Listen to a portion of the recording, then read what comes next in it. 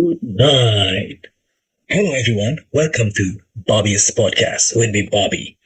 Today, we are going to answer a question whether the business society need to prepare for more rigorous climate reporting, which is as rigorous as that in financial reporting. And to answer that, already with us tonight, Arfi Abramana, an expert from EY consulting firm. Hi, How are you, Arfi? I'm good, Bobby. Thank you for asking.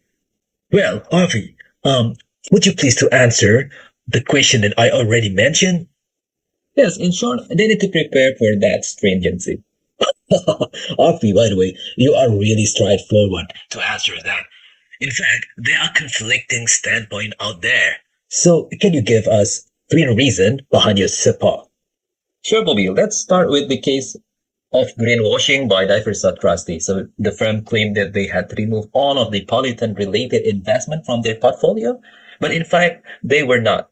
And because of that, they were being penalized by the government. And sadly, Diversa was not alone. There were several other firms that got penalized as well due to the focus of ASIC and ACCC to reduce the occurrence of greenwashing.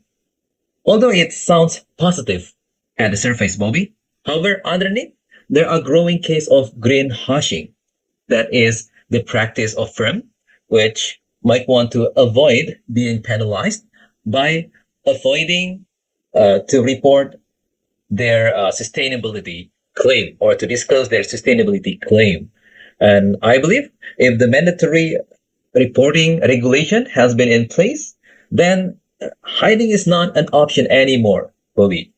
I got your point, RV, but I still wonder if there is another advantage of mandatory reporting that you already discussed. Oh, yes, Bobby. The mandatory reporting will include ASRS S1 and S2, which is based on international standard of IFRS S1 and S2. And according to prior study, the adoption of international standards of reporting might increase the comparability of that report. Hence, it could induce international collaboration and also decrease cost of equity. Really good for the business.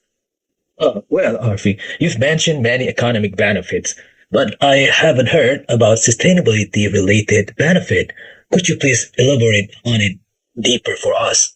Sure, Bobby. I think it's easy to guess that the mandatory reporting might correlate positively with the achievement of GHG emissions target, which is 43% below 2005 level and will be achieved in 2030.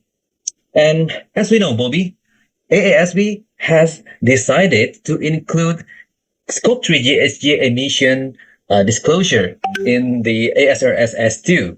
And according to prior study in the UK, the inclusion of this emission disclosure is proven to reduce 18% of reported emission um, after 3 years of implementation. So this is really beneficial for the firms, Bobby, and also for the sustainability interest.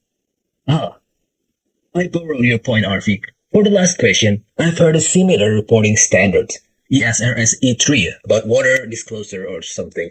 What do you think about that? ESRSS3 that you mean is specific disclosure standard for water and marine resources imposed to all of the firms in Europe. Although several firms, which is fulfill the category outside of Europe, still need to report this as well. So it is mandatory for them.